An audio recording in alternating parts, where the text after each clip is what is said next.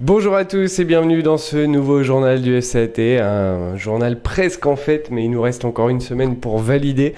Salut Fred. Salut Morgane. Ça va? Ça va et toi? Moi ça va. En plus on a Paul qui cette semaine vient nous parler de l'académie. Ça va Paul? Ça va et toi? Ouais, ça va, merci. Salut Paul.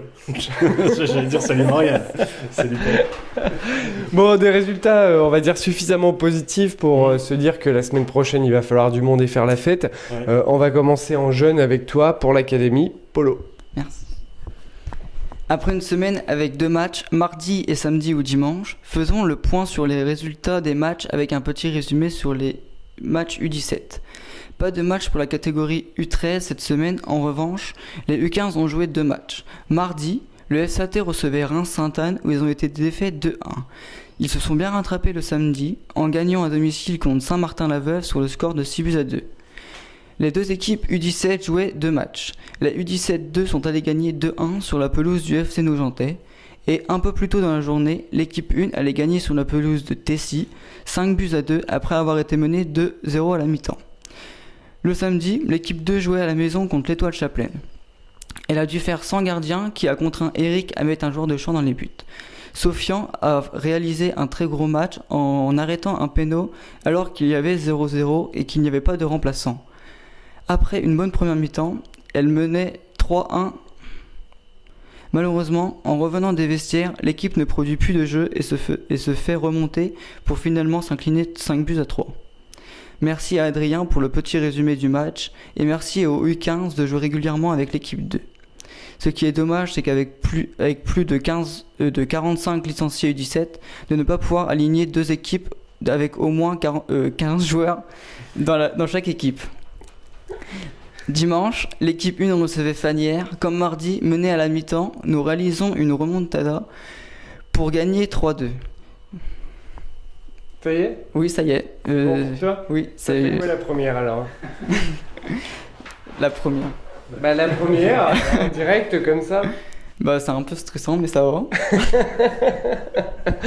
Bon, pas simple pour Polo puisque effectivement le prompteur, c'était ta première en prompteur. T'as établi tout ton petit résumé de la semaine avec les résultats que t'as eus et puis bah, là t'étais face au prompteur, il faut pas le cacher, il peut pas retenir tout son texte devant la caméra. Ça va venir et puis par contre félicitations parce que pour une première c'est pas mal. Moi j'y arrive pas comme je te l'ai dit juste avant. Par contre toi je sais que maintenant tu y arrives et maintenant on va passer aux résultats de nos seniors, Fred. Oui. Non, on commence avec les U19 parce que moi je reprends avec les U19. Donc 2 matchs avec une victoire 4-0 face à Fanières mardi 1er mai et une défaite 3-2 en déplacement à Marnaval après avoir mené pareil 2-0. Après avoir mené 2-0 ce dimanche. Voilà. En féminine, défaite de la DH féminine 4-0 face à Saint-Mémy et défaite des U18 en challenge 4-2 face à Saint-Mémy également. En senior, victoire de la R3, oui, ils sont pas encore R2, R3 6-0 face à la réserve de Nogent. Et victoire de notre équipe Fagnon, comme tu le disais, en déplacement à Cézanne cet après-midi par 3-0. On va revenir sur ces 3-0 de notre équipe Fagnon, mais j'ai l'impression que Paul t'a perturbé là. Tiens, d'habitude tu arrives bien, là t'as pas réussi. C'est vrai. Non mais c'est vrai que parce qu'on a partagé un peu le texte aujourd'hui, donc voilà, bon, faut que je m'y fasse. D'habitude je lis tout. Enfin. Bon, en tout cas, victoire de nos seniors 3-0, victoire de Saint-Mémin face à Prix-les-Mézières 6-1. Du coup, il manque un point, simplement un point. Mathématiquement, à savoir qu'au niveau du goal average et le goal average particulier. On va dire alors, qu'on pourrait presque sauter dans le studio, mais c'est pas fait. Ouais. Et c'est pas fait, ce qui nous arrange bien, puisque le week-end prochain, ce qu'on veut, c'est remplir Saint-André, la tribune, le stade, pour faire la fête avec nos joueurs. On va tout mettre en place, on va y arriver.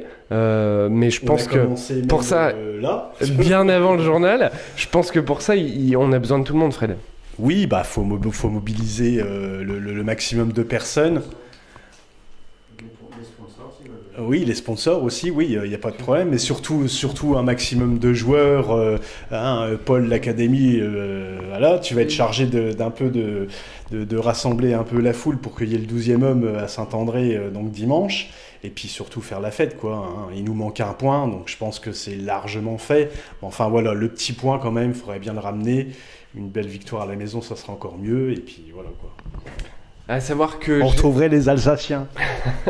À savoir que Jérémy est déjà Jérémy qui est responsable de toute l'école de foot est déjà mobilisé pour tout préparer dès demain et puis commencer à préparer et prévenir les gens pour dimanche. On va cogiter à ça, on va dire, pour réussir à faire de cette journée une belle fête.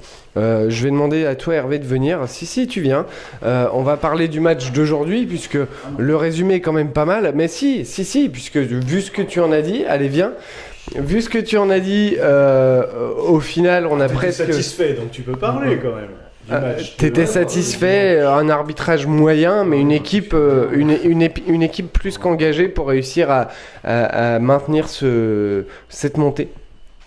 Oui, bon, on a fait un bon match. On a eu un peu de mal en première mi-temps parce que l'arbitre sifflait tout contre nous. Donc les gens de Cézanne, ils ont fait 15 fautes d'affilée. Nous, on avait fait une, on prend 2 cartons sur la première faute. Enfin bon. Donc ça a bien énervé tout le monde. Et puis après, bon, on a mis les choses dans l'ordre en deuxième mi-temps. On a pris en 3 buts. Et justement, au niveau des buts, les buteurs, Hervé, s'il te plaît. Alors, un but contre leur camp sur un corner ou un coup franc, je ne sais plus, de Salim. Leur 5, je ne sais plus quoi c'est son nom, Arnaud, je ne sais plus comment. Et il l'a mis contre son camp. Après, il y a eu Candé et à la fin, Martin. Voilà. Candé, justement, qu'on a retrouvé, ou qu'on a découvert en début d'année, puisqu'il venait d'arriver. Candé qui fait une fin de saison pour le FCAT qui est exceptionnelle, puisque tout le monde le remarque. T'en penses quoi, toi, de ça, Fred ? C'est une très bonne chose, parce que c'est vrai qu'il y avait quand même des petits manques à la trêve pour avoir comme finalité quand même de monter en National 3. Il y avait quand même beaucoup de doutes quand même, parce qu'il y avait eu 2-3 matchs, 2-3 défaites d'affilée.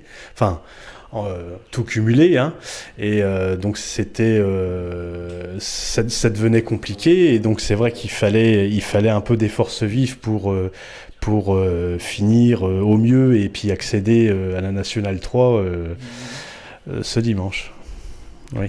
Donc justement, je te dérangeais pas du tout. Non, du tout. Je suis en formation avec Polo, puisque justement, c'est Polo qui va nous raconter, puisqu'il gère l'académie, pourquoi nos jeunes devraient venir dimanche au stade pour cette montée et faire la fête avec nous. Pour que tout le club s'investisse au mieux pour la montée déjà, et puis pour que ça soit une belle fête pour tout le club. Et quand on est jeune, quand on a 7-8 ans, et qu'on vient assister à un match comme ça, comment on voit la chose ? On voit la chose différemment, parce que ceux qui ont 7 ans ou 6 ans, ils ont moins... Ils sont... C'est pas facile. Non, pas du tout là. Ils voient le match différemment, et puis ça peut leur donner des choses s'ils veulent faire la même chose, enfin, donner des exemples. Donner l'envie. Oui, donner l'envie. Merci Fred. C'était une question un peu piège, j'ai voulu te prévenir. Tu commences les phrases, je les finis, t'inquiète. Bon, tu découvres, de toute façon ça va venir au fur et à mesure, et puis là j'ai voulu te piéger, je t'ai prévenu avant mais ça n'a pas fonctionné.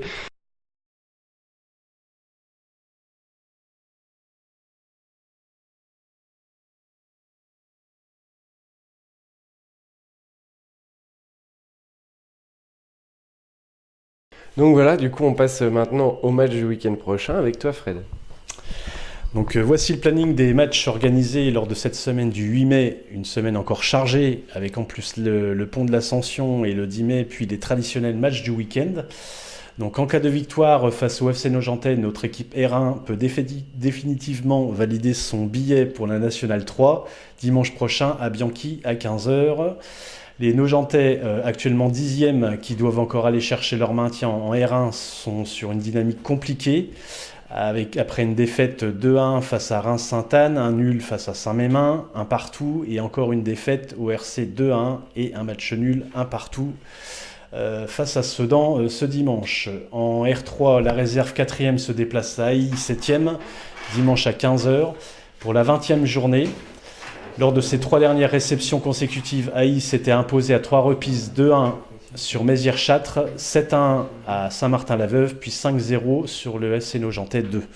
Puis enchaîne 2 déplacements dimanche au Melda et mardi chez la réserve de Cézanne. Pour la section féminine, l'équipe U18 4e du Challenge se rendra à l'Entente Montière Est au Bois 8e pour la 14e journée. Elle a concédé le nul au match aller 1-1 face au FCAT.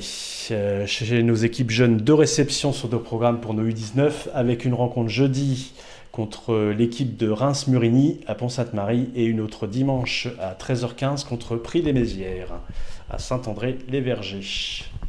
À savoir que dimanche, il faut du monde à Bianchi pour faire la fête. Maintenant, les résultats jeunes et les résultats académie avec toi, Paul. Les matchs, pardon. En U17, la PH sera exceptionnellement au repos suite au forfait général de l'ASVPO, alors que l'équipe 2 se déplacera à 2 reprises. Le premier déplacement sera à Gambetta pour jouer Saint-Julien 2 mardi à 15h, puis le deuxième à Arcis-sur-Aube pour affronter Nord-Est-Bois samedi à 15h.